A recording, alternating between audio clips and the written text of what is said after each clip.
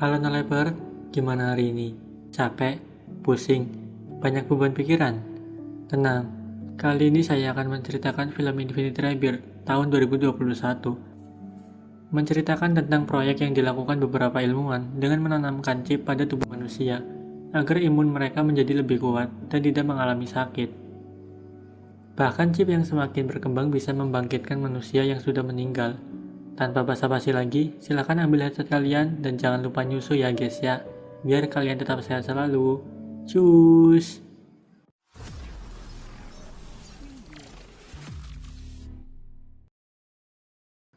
Pada tahun 2035, seorang ilmuwan dari perusahaan Pusi bernama Profesor Jun Kang berhasil menciptakan sebuah chip yang bisa membuat manusia tidak mengalami sakit jika mereka memasang di tubuhnya.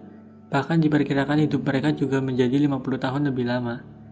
Hal itu membuat sebagian manusia rela berebut chip dengan harga yang mahal. 15 tahun kemudian, tepatnya tahun 2050, diperlihatkan beberapa penjaga yang berada di sekitar gurun pasir. Tiba-tiba, ternyata itu adalah kumpulan pemberontak yang akan merebut sebuah benda. Nanti kalian akan tahu sendiri apa fungsi benda tersebut. Karena film ini termasuk alur maju mundur. Setelah benda berhasil direbut, mereka memasangkannya ke sebuah alat dan mengakibatkan semua orang yang mempunyai chip di tubuhnya tidak sadarkan diri. Kemudian salah satu dokter menemukan orang yang pingsan, namun chip di tubuhnya masih aktif. Beralih ke 1 jam sebelum pemberontakan, terlihat seorang ayah yang bernama Liu dan anaknya bernama Dong. Liu akan memasangkan chip untuk anaknya, tapi dia sangat khawatir dengan keadaan anaknya saat dioperasi nanti. Ternyata Liu dulunya menjadi kepala departemen penelitian yang mengembangkan proyek itu, yang sekarang sudah diambil alih oleh Xiao Qing, yaitu cucu dari Profesor Jun Kang. Kemudian Dr. Chen membawa Liu ke sebuah ruangan. Dia memperlihatkan proyek yang dikerjakan oleh tim medis yang bisa membantu seseorang tertidur dan memilih mimpinya. Saat itu Liu bermimpi kejadian yang memang sedang dialaminya. Liu memasangkan chip untuk anaknya karena Dong divonis mempunyai penyakit leukemia. Inilah alasan dia sangat khawatir kepada anaknya. Liu juga diturunkan jabatannya karena banyak proyek yang dia kerjakan mengalami kegagalan. Sebab Liu sangat berfokus menjaga anaknya. Setelah itu Liu dibangunkan oleh rekannya yang bernama Fang Feng. Dia memberitahu akan ada rapat yang dihadiri oleh kepala departemen baru. Fang Feng juga mengatakan bahwa seluruh chip tidak bisa terhubung dengan mesin pusat. Dalam rapat tersebut, mereka mengatakan bahwa ada pengguna chip yang sudah 5 tahun tidak merasakan sakit. Namun sekarang mereka merasa tidak enak badan. Setelah ditelusuri memang chip itu tidak terhubung dengan mesin pusat. Kemudian Liu mengatakan bahwa mesin tersebut sudah diserang.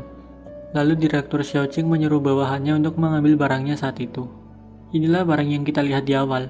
Xiaoqing berencana memulai ulang mesinnya menggunakan barang tersebut. Namun Liu menghentikannya. Dia mengatakan bahwa tujuan penyerang bukan untuk itu, dan mereka hanya mengulur waktu. Tiba-tiba,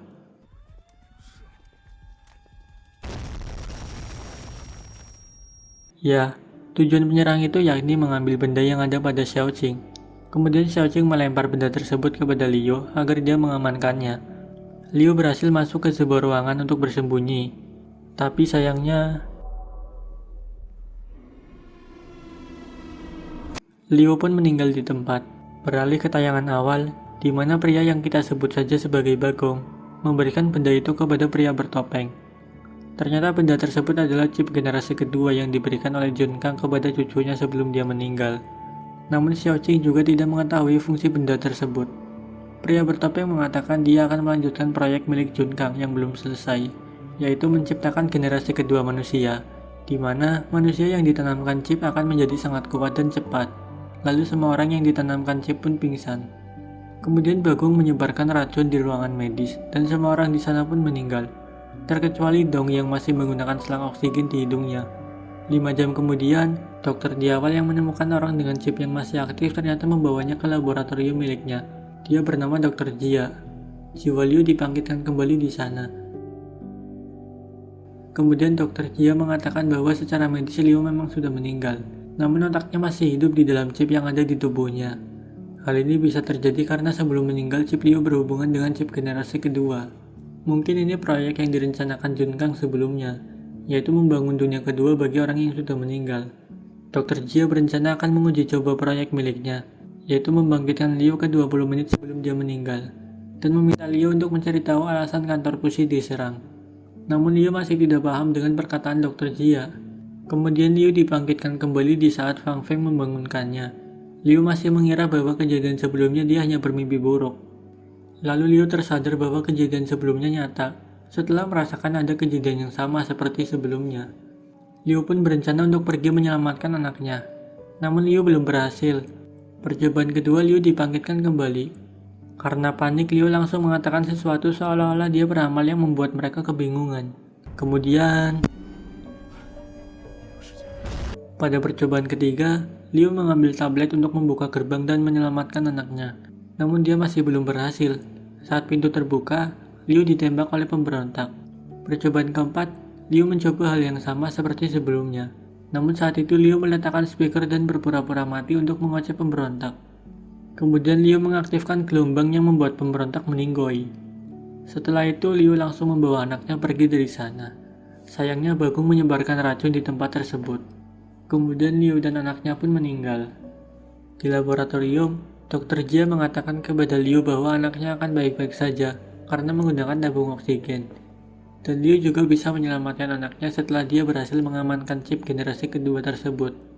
Kemudian dengan tenang Liu menyampaikan kepada semua orang apa yang akan terjadi.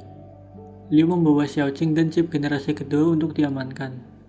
Karena itu yang dicari para pemberontak. Liu juga tahu kapan dan di mana pemberontak itu akan datang. Sehingga mereka berhasil bersembunyi di sebuah ruangan. Liu menanyakan kenapa pemberontak mengejar benda tersebut. Kemudian Xiaoqing mengatakan itu adalah benda pemberian kakeknya. Benda tersebut dapat memberikan kecerdasan buatan bagi manusia yang mempunyai chip. Dulu Junkang mengembangkan chip generasi pertama bersama rekannya Jinping. Tak lama kemudian, para pemberontak datang. Liu menampakkan diri agar dia meninggal dan kembali ke lab Dr. Jia. Di lab mereka sudah mengetahui penyebab semua orang yang memakai chip pingsan. Dan Dr. Jia meminta Liu untuk kembali dan pergi ke mesin pusat untuk mencegah hal itu terjadi. Namun tiba-tiba di sana ada pria bertopeng. Dia mengetahui semua rencana yang akan dilakukan Liu. Kemudian Liu terbunuh lagi. Kini Dr. Jia dan Liu mengetahui tujuan pemberontak itu untuk menguasai kota. Dia mengatakan kepada Liu bahwa pria bertopeng itu bernama Pamon. Dia adalah satu-satunya manusia yang selamat setelah Junkang melakukan uji coba chip generasi kedua ke beberapa orang. Itu sebabnya Pamon memiliki kekuatan yang tidak biasa. Dr. Jia sempat pasrah karena sampai sekarang tidak pernah ada yang bisa mengalahkan Pamon.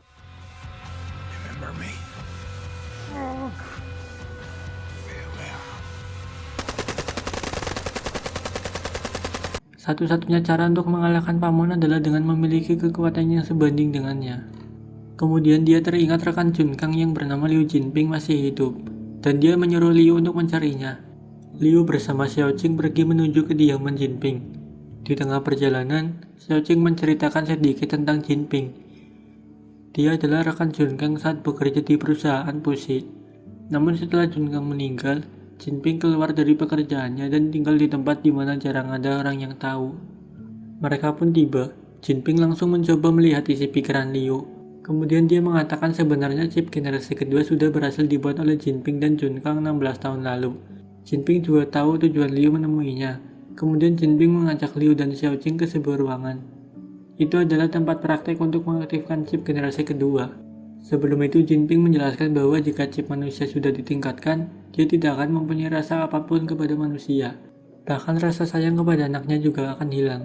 Namun Liu sudah tidak mempunyai pilihan lagi, karena sejatinya jiwa dia sudah meninggal.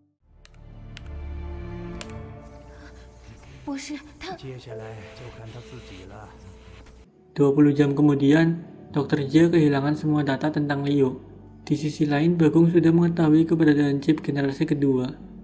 Kemudian Liu yang sekarang sangat sensitif langsung terbangun saat mendengar peluru sniper mengenai penjaga di sana. Ternyata Bagong dan yang lain sudah sampai di sana. Dengan kecepatan yang dimilikinya, Liu berhasil menghindari peluru yang melayang dan melumpuhkan semua anak buah Bagong. Sayangnya saat itu Xiaoqing berhasil disandera oleh Bagong. Tiba-tiba,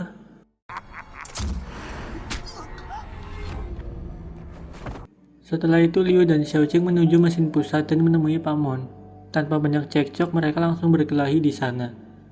Melihat ada sesuatu yang akan menembak Liu, Xiaoqing langsung mengorbankan dirinya. dan dia pun terjatuh.